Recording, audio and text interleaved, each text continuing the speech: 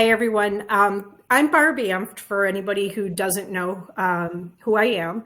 I would like to introduce Heather. She is the owner or co-owner of Omnia, and we have had a relationship now with Omnia for 3 years. So we're very excited about that. A few of our members have already been using them and have given us great reviews. One of the last webinars that we had, one of the presenters had actually done an assessment on me and presented the assessment about me during that webinar. And I have to say that I was a little taken aback because I wasn't sure what he was doing, but he was right on with his assessment for me. So it was very informative. It was fun to find out everything about myself, and I really enjoyed it. So hopefully, if you do end up doing that for your employees, I as a testimonial, it worked out very well for me. And Heather, if you would like to go ahead and start. All right, I will take it away. Thank you, Barb. And thank you to ARM for your partnership. I've been part of this from the very beginning, and it's a pleasure. I think I've spoken to your group 1 or 2 times already on webinars, but then Chris did the last couple. So I'm happy to be back in front of the ARM group, the ARM audience. I do have to clarify, though, in case anyone, I got to be honest, I'm not a co-owner of Omnia. We are still owned by a one woman, Heather Caswell, who's our founder and visionary. We just celebrated our 40th anniversary. And but I'm president and chief operating officer. So she has put her trust in me to run the day-to-day business of Omnia. I love doing it. And one of my favorite things is to get to speak live to groups. And if you're listening on the recording after, I'm so glad you also downloaded this on demand. I hope it's worth your time today and that you get a lot out of it. So here's what we're going to cover. First of all, I want to share with you our recent findings from an annual talent survey that we publish every single year. It's our 4th year of doing it. And we ask the same questions every single year, and then we publish the results. And I'll talk a little bit more about those findings because they all point toward what can we as leaders be doing to better engage and develop our people to get the most out of them, right? So they stay with us, they love our customers and treat our customers well and do well by our businesses and each other. So I'm excited to share those findings from this year's survey. And then we're going to jump into Omnia and just how the Omnia helps you do just that. And Barb's already given you a little preview of that. And I also know that we've got some customers, some existing clients, Omnia clients on this webinar. So hopefully this is going to give you a little bit deeper dive on how to keep putting it into action. Because if you're already using it, I know I learn something every day. I've been at Omnia 5 years, and I still learn different things and ways I can apply it. So hopefully that will be helpful. So we're going to talk about how Omnia addresses the trends. We're going to talk about what it actually measures and why that's so important. The specific traits, the impact of what happens when someone's taking the assessment, maybe under stress or trying to trick it, which we get asked a lot. So we'll talk about that as well. And then Q&A at the end, but I'm always open. I like interaction. So feel free to use the chat. That's what I'll be looking at. There is a question section on Livestorm as well. And if you happen to pop it over there, we'll catch it. But I'm in the chat. And one thing I would just love to know right now is, where are you listening from? I'm in St. Petersburg, Florida. So I'm going to just put that in. It is April here, my very favorite month, because we have warmer weather without the humidity. So it's beautiful. And but man, we know the heat wave and hurricane season is heading our way. So we're soaking in these last days before the heat wave. Is that Oswego, New York, or Owego, New York, Art? I'm curious because I've been to Oswego several times, but I don't know of Owego. So I'm curious. But I hope it's a beautiful time up there for you as well. And hopefully Indiana has stopped raining, Barb. I know you were getting a deluge of rain there for a while. So let's jump into it. I just gave you a little highlight there that Omnia just celebrated 40 years being in the behavioral science industry. We were pioneers 40 years ago. These assessments really didn't exist. They were only being used for psychology. And it was our founders that said, we want to bring this into the workforce. And so it's our own intellectual property. We had it developed. We've had it validated 3 times, most recently in 2023, which is really critical when you're using these in selection decisions, because you have to make sure you're not putting forth any bias and into your selection practices. So you can use this legally for hiring and selection, and I think you'll see why you'll want to. I'm going to talk a little bit more about what it actually measures when we get into it, but that's Omnia. I know what else I wanted to say is that our first customers were in the insurance industry, and still today, the insurance industry makes up just a tad over 50% of our business. So we spend a lot of time talking to insurance agencies, carriers, providers, and we have benchmarked every single role you can think of in an insurance agency. And I'll talk about benchmarking. We'll talk about custom benchmarking too. But rest assured, our team, and our average tenure is 15 years, has had a lot of experience with the traits that make the different roles successful. So I'm going to give those examples when we get into it. So let's dig into talent trends first. So like I said, we publish this every single year. We open the report, we open the survey at Labor Day. We keep it open till almost the holiday season. And we always have, again, because of our client base, a good participation from the insurance industry. So the results do reflect your industry and what your peers, or maybe even yourselves, if you participated, have to say about talent trends in 2025 and beyond.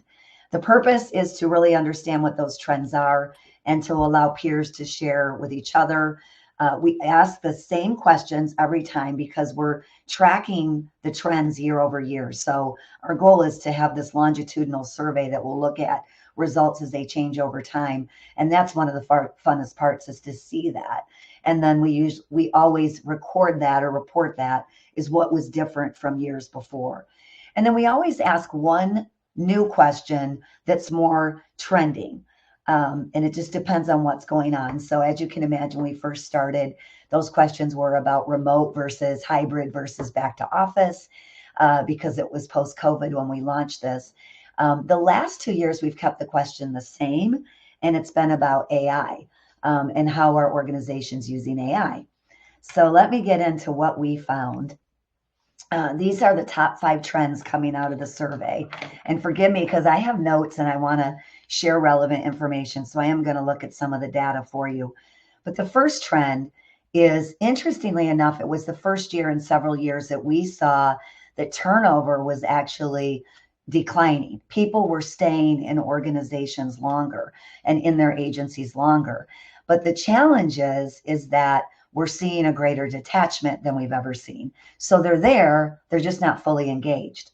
And that's a very scary thing when you're a business leader, to not know every day, day in and day out, when your employees come, are they going to be all in or not? And they're referring that as the great detachment. It's got another, of course, in 2025, we have a name for everything. Thank you, TikTok, right? So, but it is referred to as the great detachment. And it's just something to be mindful of, because especially in small businesses, you can really consider personalizing what you do for your employees. And we spend a lot of time talking about employee recognition in our blogs. And employee recognition has come a long way, and it can be very personalized. Some people, really do want flexibility in their work, or they would rather have a reimbursement for pet care when they have to travel than maybe they would a plaque at the end of the year. So think about personalization strategies that endear your employees more to you and making those meaningful to the role and what they're doing for you day in and day out, because that's what gets their hearts. And that's what you're aiming for, is not to just have their heads or their feet, but to get their hearts. The second trend was an urgent need for more structured career development processes. We have data that points to the fact that employees will stay longer in a role if they see that they've got a place to go later. Only 25%, really less than 25%, it was 24.8% of our survey respondents said they had a formal career development process. And again, most of our clients are small and mid-sized businesses. But without structured career development, again, that impacts employee engagement, and it impacts whether or not they're going to stay and grow. That's the other key, is think about how hard it is to hire someone in a job. If you can keep and retain them and grow them, that's even better. And it sounds like ARM does that. Barb was sharing with me that she was part of a mentorship program, and she's been there for, I know you said, over 20 years. So it's great to hear that ARM does it. And I'm sure there are tools and resources you're providing your members to consider how your members could do better at it. The third trend is the shift in the purpose of workforce assessments, what we're going to be talking about today. And we were surprised by this finding. Usually our clients are using assessments for hiring. What we found is more are using them for development and engagement and making succession decisions, or maybe promotion decisions. So they're using them differently. And there's been a little bit of a shift away from using them for hiring. And I just was talking to a client yesterday who said they're no longer using them for hiring. And man, you're missing out. And we'll talk about that, because when you use assessments for hiring, there's no better way to really figure out who's going to show up on day one, because you've now figured out how this person is wired, how they're motivated, how best to coach, how they're going to communicate, all those things that you really don't get in the interview or through the resume or the background check. So again, I would appeal to you, even if it's not Omnia, using assessments for hiring is key, as well as the development. I'm glad to see that the shift is that organizations are using them for development engagement, but clearly using some sort of science and objectivity away from just an interview is key when you're hiring. The fourth trend was the need for proactive leadership and consistent talent initiatives. And this one points to the fact that, and I'd be curious if you put in the chat, what size is your agency? Because again, we have a sense of what we're working with here. And I think it's relatively small. And what typically happens is you don't have large HR departments. And even if you do have some formal HR function, what often is lacking is that the direct leader has the most impact on the development and the growth of an employee, or their experience, right? Their day in and day out experience. I mean, when Barb said the assessment details were shared on the call, how her leader responded to that was more important than how the HR department responded to that. So it's really important for leaders to understand what role they play in employee development, talent initiatives, and that it can't just be handed off somewhere else. In particular, if you don't have HR, then you really have to own it yourself. And then finally, that good old AI question. It seems old now because we've done it now for a couple of years, but it's been interesting. And we actually saw a downward trend this year in the use of AI in HR. Last year, there was more use than what was happening today. I think, honestly, that's a trend because I think organizations are getting more careful about it. They're limiting employee use of it. There's more awareness and concern about the use of AI, but there's so much coming out now. And I was actually just at a luncheon where they were talking about, there's this element of fear right now, or this, what the media and what movies have given us this perspective that AI is scary and is like a doomsday view. And yet there's so much hope in what AI can do if we're careful with it. It can be a collaborator. It can be a collaborative tool. Think about how long it takes you to write job descriptions, go through resumes. There's a lot of things you can do in your HR, your talent selection and development practices. Brainstorming how to do a recognition or a team storming event, a team building event. Put that right into AI and come out with 200 ideas that are more than what you could have done in just a 15-minute brainstorming with your team. So use it for good. There's hope in how much it can help us all be more efficient and more effective. So let's talk about these trends in the relationship of Omnia and what the Omnia assessment does. For those of you who aren't aware, the Omnia assessment takes about 10 to 12 minutes to complete, and you can use it for selection and development. And the beautiful thing is the employee only has to take it once. So it's one assessment, but multiple applications for it. And it's an 82 adjective checklist that really gets to the heart of how a person is naturally wired. So it gets at 4 primary personality dimensions that I will go into in more detail in a moment. But we measure the level of assertiveness, the degree of sociability, the matter of pace one prefers to work, and the degree of structure one prefers in their workplace. The Omnia does not measure a couple of critical things that we always like to point out. And that's why when you're using it for selection and development, you want to look at other ways to get at the heart of this when it comes to your employee selection and development and promotion decisions. Obviously, we don't look at work experience, education level. Those are all things that you can get in the resume and in the interview. We do not measure intelligence, although we do have a cognitive assessment I'll talk about in a bit. But the behavioral profile does not get at intelligence, skills, integrity, compassion or empathy, environmental influences, which have a big play on how people react and respond to situations. And we certainly don't measure physical or psychological disorders. So we always like to have this disclaimer. We are primarily looking at your core traits. So think about it this way. I want you to grab a pen if you've got one at your desk, or whatever you have, just grab it. If you've got your phone in front of you, grab it. I bet you anything you picked up whatever, your pen, your phone, with your dominant hand. And when I'm with an audience, what I always like to have them do is just use that pen and write their name down on a piece of paper in front of them. And nobody even gives that any thought. They just do it. And then I ask them to change hands and do the same thing, write their name with the other hand. Invariably, what happens in this exercise is that I'll get laughter or even an outburst like, yeah, right, because it's not natural. And as I watch the exercise, it happens every time. When you sign your name with your dominant hand, you don't give it any thought. You just pick up the pen and you sign it. When you have to do it with your other hand, you have to think about it. It's not natural. It's not comfortable. You can still do it, but it's not going to be as good. It might not be as legible, although most of our signatures aren't legible anyway, but it's going to look different than what your dominant hand looked like. And that's what we're talking about when it comes to personality. It's your natural resting spot.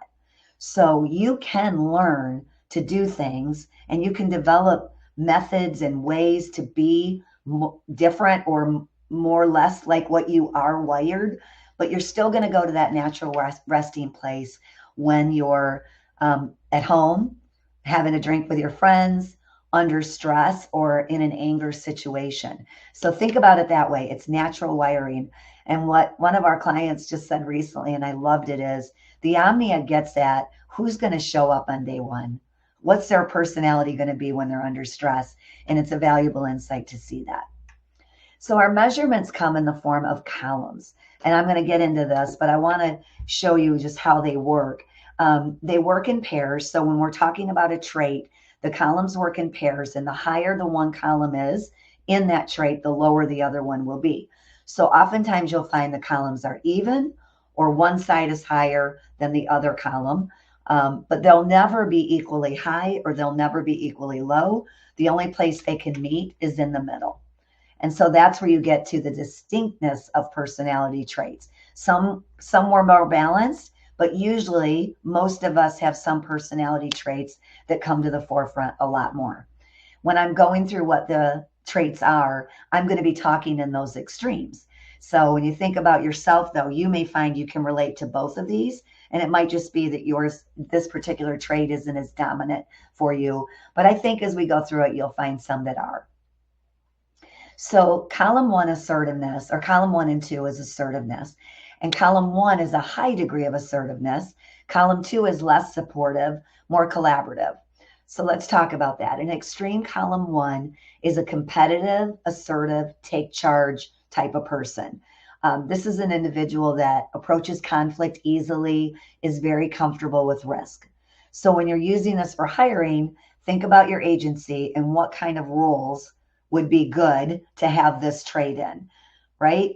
It's your producers, it's your agency leaders. I'm sure you've got a high degree of comfortability with risk. When you came into your agency, you're running your own business, you've got to handle conflict constantly. So leadership roles and sales roles definitely need to have a high degree of assertiveness.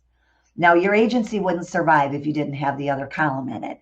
You might all kill each other, actually, or compete so much that you're not serving the client or the needs of the business so well. So we need column 2s in the business. These are your more team-oriented people. Yes, these team members can be more cautious and risk-averse, but man, they're the ones that want to show up to support the client, support the team, cheer on the win. So these are typically your service CSRs, sometimes your processors, your claims. That can vary. Sometimes the underwriters have a more balanced 1 and 2 because they certainly have to stand their ground, but they definitely have that more supportive coming at it. Columns 3 and 4 are degree of sociability and also a little bit of problem solving. And I like to cover that as well because some of our clients tend to think, oh, it's just introvert and extrovert, but it's a lot more than that.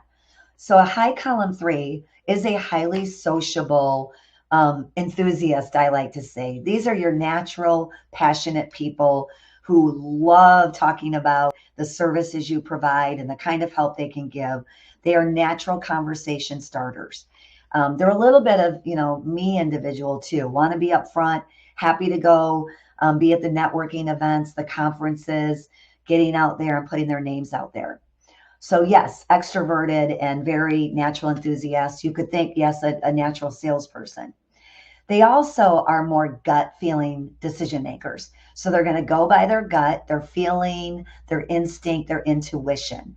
And so you want to think about that again when it comes to your agency, your team, what role you're hiring for, because how important is it that you're more objective and analytical, which is the other side of this trait. You're analytical as a listener and an observer. Talk less, listen more, not me, but more likened to get the data, the facts before making a decision. And yes, it's likely that these people, though, aren't going to speak on the spot. And I just, again, in a conversation was talking about how sometimes if you don't know these traits, you may not hire a person with this trait that you need in your agency because they might not win you over in the interview. These are not your natural conversationalists. So think about that in terms of the role and don't be overrun with that social confidence that comes across in an interview that sometimes can bias you to think, oh, this person's going to be great in the job. Well, maybe not because they're more of a talker or a listener or a go by the gut, and you misunderstood that. And now you're finding that they're making mistakes or they're making decisions on behalf of you or your team that aren't based on fact or logic or reason. The other thing I want to say, if you're an agency leader, is sometimes we can confuse column 4s with people who don't care. We may be thinking they're disengaged when they're not. And that's because, again, in the meeting, in the office, they're just absorbing everything. They are not typically verbal processors. They don't give you a lot of verbal body language, smiles, all of that. They're in the details and the facts. So if you want something from them, it's best to give them a heads up notice, write it in an email, ask them to respond maybe in written form, and don't mistake their lack of verbal engagement for disengagement. Columns 5 and 6 get at the degree of pace one wishes to be in. And I like to say this one can create a lot of office conflict because we have both and we need both in our offices. So a high column 5 is a very varietal person. They want to have a lot of plates spinning in the air. They don't mind interruptions. They have a sense of urgency. They wake up in the morning with 5 ideas and they've got 5 more new ones by noon, and they might have even forgotten the 5 before that afternoon. So they're typical to come up, especially if you've got a leader in that role who's a high column 5, quick to ask people to do things, forgetting the 5 things they put on their plate the day before. If you have a high column 6, this is a person who thrives with routine, doing things methodically, likes to focus, know the plan, very patient, and wants to follow through with things before they start new things. And again, you need these people in routine-oriented jobs where detail and accuracy is important, or where you have jobs maybe where they do have to do the same thing every day and not get bored by it. So think about, again, what's the role, what's the position, what's the work environment like, and make sure you're hiring for that right wiring, not what they're telling you in the interview, but what this person is wired for and how it matches the job. And then column 7 and 8 is the need for structure, or I like to say that, or lack thereof. So a high column 8, I'm going to start on this side this time, is a very structured, compliant-minded, detail-oriented individual. They are your perfectionists. And again, you need these on the team. These are your policy manual creators, followers, rule followers. So you've got a lot of things in your agency that need to be done by the book, and you need to have people carrying that flag. They can be perfectionists and they can be reluctant delegators. So I love it. Barb shared this story with me at the beginning of the, when we were chatting before the webinar, so she said I could share it. But Barb said that she was a reluctant delegator for several years in her career. But as she's moved up in her career and gotten more responsibility, of course, she's had to learn to delegate. High column 8s with a high need for structure and perfection can learn to delegate, but first they have to have the self-awareness that they don't do it well. And 2, they need to know how to do it. And predominantly, and I asked Barb this question, they have to have a high level of trust in the individual they're going to delegate to. They don't just delegate, on the seat of their pants. Now let's go over to a column 7. A column 7 is a very innovative, big picture, done is better than perfect individual. They are independent. They want autonomous work. They want to be able to make their own decisions. They have a high degree of resiliency, which this makes for a very primary trait when it comes to sales, because they can hear no all day long, where a high column 8 will take it very personally if they're dealt with a no or negative feedback or any of those things. So column 7 is going to say, can I delegate this, or delegate it without even maybe much care or caution? But again, the reluctant delegator is going to have to go with trust. Now, how did Barb learn to delegate? She got a coach, she had a counselor, she had mentorship that got her into that. But Barb is still wired not to delegate. So it might be that the first time she takes on a task, she's going to make sure something new, if she's running something new for the first time, she's going to be really in the weeds of that to make sure she understands it. And she's going to make sure she trains up well the person who takes over that task. So a lot to dive in there because she gave me so much example and context for that. So let's talk about what's behind the personality and some of the other things that Omnia measures and the impact of stress during this snapshot. So when someone takes the assessment, we ask a few more questions about, was there anything going on that we need to know about? Did you have any interruption while you were taking it? Because these things do impact the assessment, and we look at some things about that. But we also get to the heart of, again, what's behind the personality. So one of the other things you see on an employee's results when you're using this is a thing called energy, perspective, and intensity. And we're going to talk about all three. So energy is thinking about the volume of, oops, I'm sorry, I got messed up here. Did that? Oh gosh, I'm so sorry. Some of these have examples and some of them don't. So I'll give you the examples. So energy, you're going to see on the assessment results, they're either optimal, elevated, or low. And remember I said it's an adjective checklist, and energy is a matter of how many adjectives do they pick. And if they pick an extreme amount, then it might be elevated. Like they kind of said they were a lot of things, and it's elevated, like an over response. What this can indicate, again, that there may have been stress or uncertainty while they were taking the assessment. And it also could be that they just want to try and work it to be all things to all you, what you might be looking for, because they really want to come work for you. And that's fine. You want to just get to the heart of that in the interview, and we help you with interview questions to do that. If it's below range, and we have a minimum, you have to pick 12 to pass the assessment. If you don't, you'll hear from one of our customer success managers to say we suggest they take it again or another time down the road. But it also could be that they're discarded, fatigued, or distracted. Perspective is another interesting thing that we measure, though, and that gets to the heart of a person's judgment and how they, the manner in which they make decisions. So there is an optimum range of perspective. And again, this doesn't impact whether we say it's a good fit or not, but it will help you understand what you're going to be dealing with again with this individual on day one. So if you get an individual in the hiring process that has an elevated perspective, it could be that they overthink their decisions and the consequences. So it could be, it's actually, am I overthinking and not landing a plane when an important decision is being made? So I have an over perspective, I will tell you. And it's great because now I have self-awareness that I have over perspective. And what that means and where it falls into play usually is when I have to make performance management decisions and let somebody go. When I have to tell somebody no, maybe if someone's come to me and asked for a raise or a bonus, I'll delay it, overthink it, or even just structural decisions or major decisions about Omnia. So I have people around me who know this and will say, you know, Heather, we've gathered all the facts. We've thought through the pros and cons. It's time to make that decision. But I really do sometimes overthink it. And a lot of my friends I've worked with over the year can use that phrase, Heather, land the plane.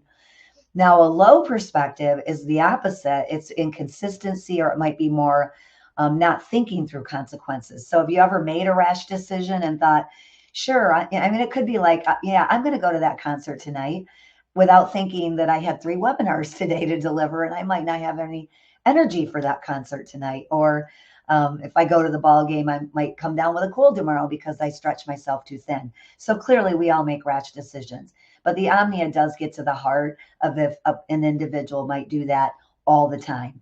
And again, we'll give you suggestions on how to make sure you ask the right interview questions to make sure you're covering your basis if that's the case with this individual.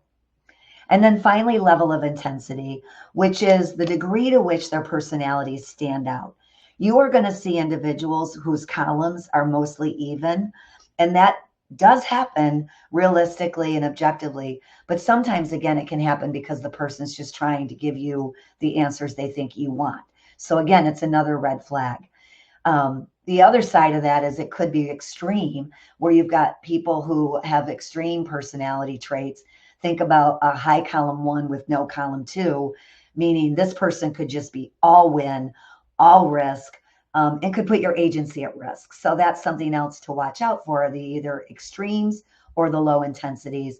In this case, we'll help you factor that through. And one of the things about Omnia is we have live support all the time, unlimited. You can always call us up and talk through this with your candidates or with your employees once you've hired them to say, you know, look at this and let's look at that level of intensity and which columns are coming out and where maybe having a problem with those distinct traits. Or it could be the opposite. I've got someone on my team who's fairly even, and that's sometimes difficult to manage too because you don't know which one's going to show up. And it depends on the circumstance, whether she's going to be emotional or analytical, outgoing or introverted that day, want to deal with one thing at a time, or is in a mood to just tackle a bunch of things at once. So it can vary, and it's a fact. So it plays into personality. I mentioned benchmarks, and this is another key thing when you're using Omnia for hiring. And we have a lot of different ways you can use to get to a benchmark. We can help you build a custom profile that's handwritten still. We still have people, not AI, that write custom reports for your roles. So say you're an agency owner and you're looking at bringing in a successor. You might want to use a custom profile for that because you could assess yourself, the individual, your other staff, and we'd write a full report that shows you how the person compares with all those dynamics. So we would create a custom benchmark for you with you based on your job description, what's happening in your agency. You also can use historical data within your agency, or you can use our own historical data. Like I said, we've developed over 200 industry benchmarks, and we've benchmarked every single role in an insurance agency. So you're already getting our expertise that you can use for that, and we can couple that with your own data. And then finally, you can use successful peer benchmarks. If you've got a tenured workforce and you're hiring for roles that have been around a long time, we would suggest that you benchmark the high, you'd actually assess everyone, but we would only benchmark your ones that you identified as the top producers whose traits you want to emulate. So lots of different ways to get to the profile and to use the instrument for how you're going to assess the candidates. And what I'm showing you here is the output. So if you use a custom profile, you're going to get a narrative. You're going to get a story in the front about that individual, and you're going to get our view on whether or not this person is recommended, conditional, or dissimilar. We're never going to tell you not to hire, because we believe that Omnia should be about 25% of your decision. Now, we have clients who do use it as a complete knockout or all in, which works for them. But there are, like I said, a lot of other things you might want to look at about the person's background, their skills they're bringing, their experience they're bringing. So we would never say not hire, but we're always going to give you recommendations and suggest you run Omnia before the final interviews, because we give you interview questions. On the right side of the screen here, you're looking at our target profile, and that's our automated report with our automated benchmarks. Even if you have us create a custom benchmark, we can still put it into your automated assessment, which I know some of you use. So what you're looking at here is the profile of the candidate in blue and the benchmark in gray, and how they stack up, and whether or not they're an excellent, good, fair, or low fit. We also help you identify what's your primary trait you're looking for. And in this case, you can see the primary trait is column 8. And so if you can read that fine print, we've said it's a low fit because this candidate does not have enough column 8 for the job that you're looking to hire. So again, that's where that logic, unbiased objectivity comes in. What can impact the rating? I kind of spoke to this already. That primary column where we've determined there's a primary trait you're looking for that is key to the role. In sales positions, we highly recommend that column 1 be higher than column 3.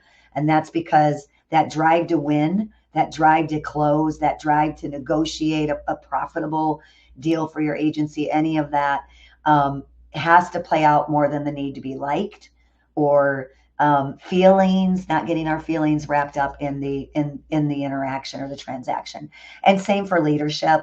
You've got to make tough decisions when you're in a leadership role. So if you have a higher need to be liked versus to be successful or to win or to drive results, you are going to run into some leadership challenges.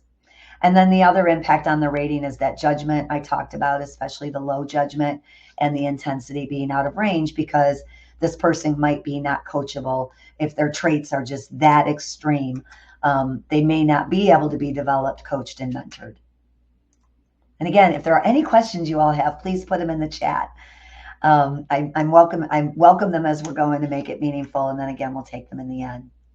So after you've hired the person, the thing I beg of you all is not to just put it in a filing cabinet. Like I said earlier, one assessment, multiple outputs. So we run development reports for our clients once they've hired the employee, and these are shareable with both the direct supervisor and you can share as many as you want, but they're shareable with the direct supervisor and the individual, and they're written to both. So it helps the individual develop that self-awareness, like Barb was talking about, things that you didn't know about yourself, or going, oh my gosh, that's so true. I am that way. I do those things. And it highlights our strengths and our challenges, and then puts together an action plan. And for the coach, it provides information on how is this person best motivated, what are ways you may be demotivating them, and what are some ways you can communicate that to them most effectively to, again, keep their engagement, keep their development. So this is that piece of, like, as soon as you got them, now how do you engage them? How do you develop them? How do you retain them?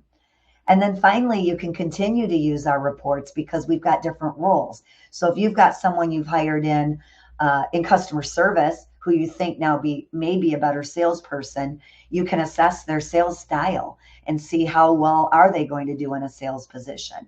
Or if you're looking to promote someone to leadership, you can put them through our leadership profile report, and it'll help you understand how well this person's going to perform as a leader, and again, share with them where they might have some shortfalls.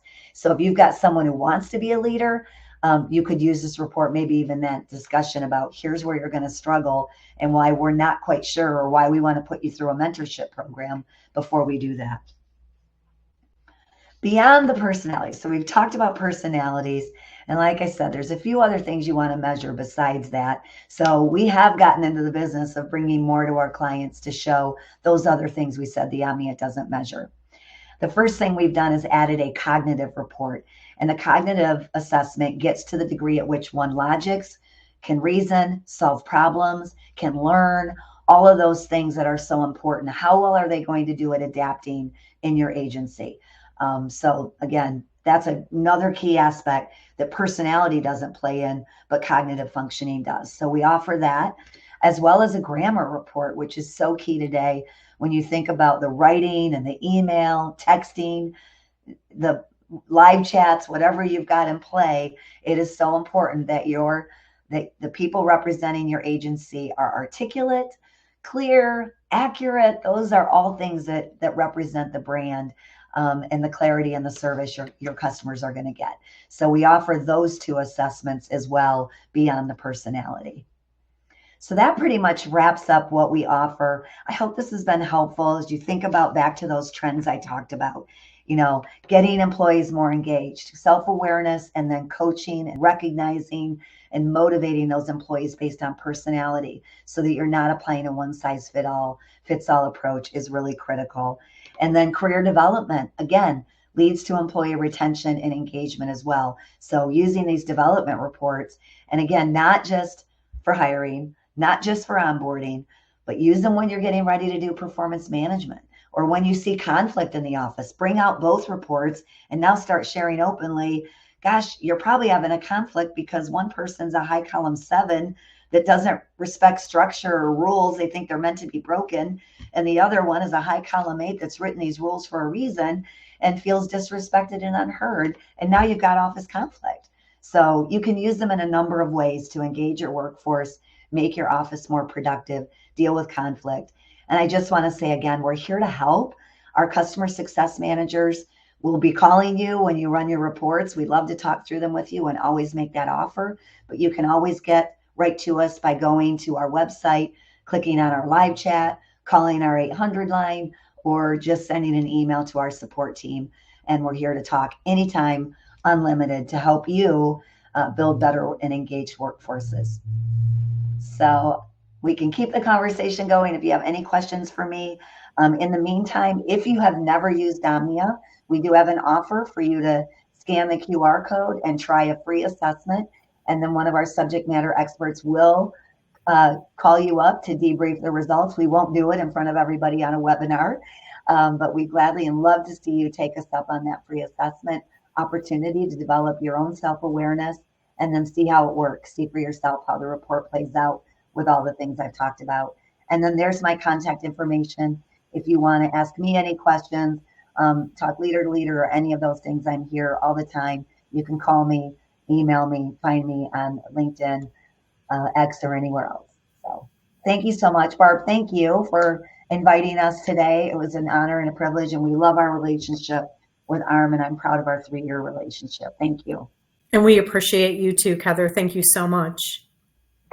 All right, we'll go ahead and wrap it up. Thanks, everybody. Have a great rest of your day. Bye-bye. You too.